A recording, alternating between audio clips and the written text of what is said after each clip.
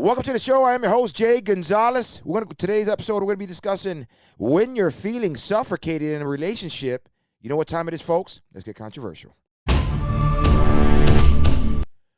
Welcome back. And let's go ahead and get right into it, folks. This is coming from Terry from Wicker Park in Chicago, and he says, can you please talk about the feeling of feeling suffocated in a relationship and the bad that comes from that? Thanks in advance. Well, Terry, I do appreciate you submitting the topic today. All right, folks, you know what time it is, so let's go ahead and let's get into it. All right, here's the thing. Sometimes the feeling of being suffocated, which makes the woman or the man want to leave, can sometimes be due to them always being alone or single for quite some time. This also happens when they find themselves doing things that they don't normally do, such as couples dating, meeting her family, meeting her friends, doing chores, errands together, etc. All right, so sometimes this could have the individual, the guy or the girl, feeling, you know what, a little bit smothered, okay, a little bit suffocated, if you will, a little bit clingy. It also based on her previous relationships. If the man in her past treated her like crap and she left him, although she says she will never date a man like him, you know what, she ends up actually finds herself meeting a good guy who says sweet things, checks almost all the boxes, treats her right, does everything that he possibly can do to show her that he cares, show her that, you know what, she's important to him in this stage of the relationship, okay? And part of her may think that she don't deserve it or that she's not worth it, okay? At times, it's usually based on trauma, either her growing up, either the previous relationships, whether the man cheated, abused her emotionally, physically, etc., okay? She may also be not a good woman, okay? Because bad women don't like nice guys because that's why they date bad boys. Here's the thing, folks. She may also not be a good woman because most bad women don't date nice guys. This is why they date bad boys, to make them feel better about themselves. Because, after all, a bad woman can never feel good about herself when she's with a good man. Therefore, she'll end up feeling suffocated because she's not reciprocal with, the things that he's doing. So if you're a nice guy, and for example, you're sending these sweet texts, these good morning texts, these good night texts, okay, it can be overwhelming sometimes. And this goes for men and this goes for women.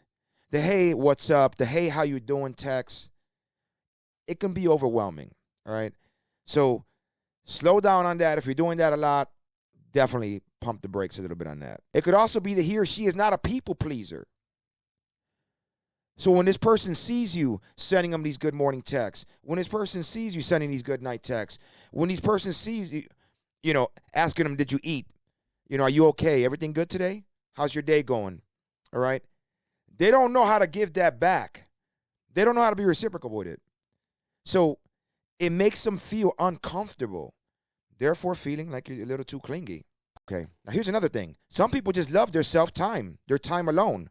Now, this doesn't make them a bad person, okay? It doesn't mean that they don't care about you, that they don't value the relationship, or that they're not into you, or anything in that nature. They just love their self-time. So sometimes it's good to give them that hour watching sports or, whether he's playing video games or whether he's working on a car in a garage or whether he's cutting the grass or whatever self-time, downtime that he needs by himself, you know what? It's a good thing. Because what happens is you end up spending too much time together. And sometimes when you spend too much time together, all right, they find themselves argumentative, irritated, short-tempered, etc. So it's good to give a little break, even if it's just an hour, of some self-time to unwind.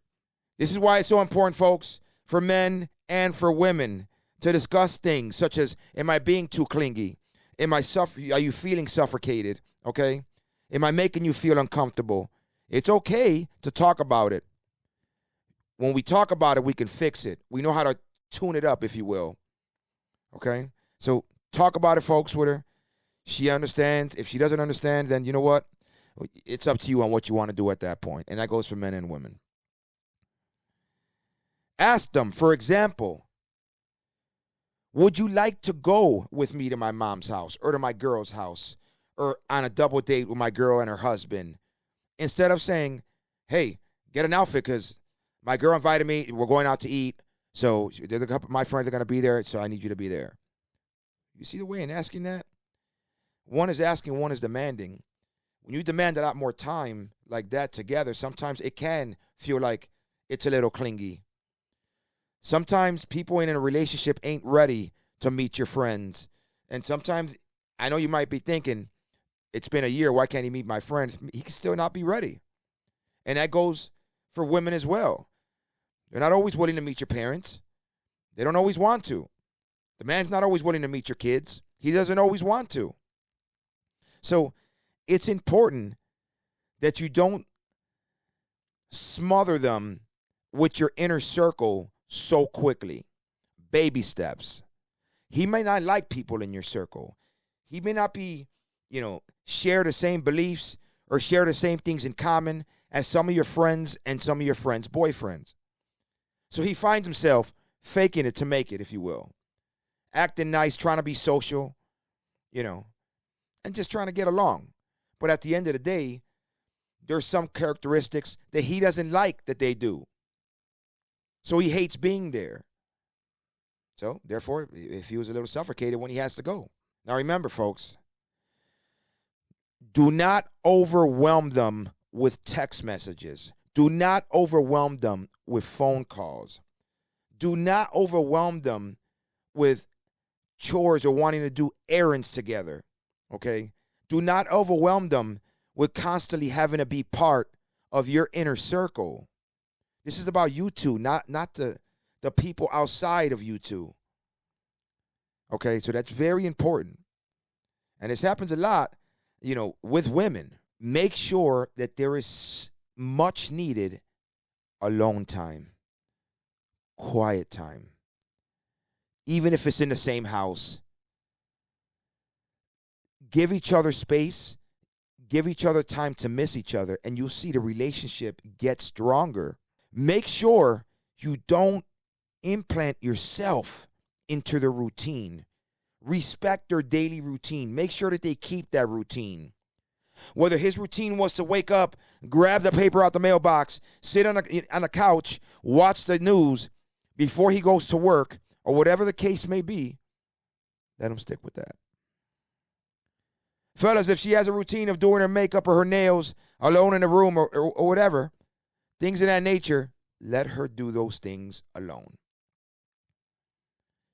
Alone time is very important to keep the relationship strong. And remember, it's not always a bad idea to pull back just a little bit in order to give you a boost, if you will, all right, that's missing in the relationship. And sometimes when you pull back, the person who is no longer receiving the good morning text, or they end up missing it. It's crazy because then they finding themselves, well, is he messing around? Is somebody else getting these messages? So pull back, but not too much, I would say. So hopefully, Terry, I hope I answered your question. Those of you guys watching, please comment below. Let me know your thoughts. Have you felt suffocated in a relationship? Have you suffocated somebody in a relationship? Let me know your thoughts. Comment below. And if you haven't already, please like and subscribe to the channel. I am your host, Jay Gonzalez. Until the next one, please keep it controversial.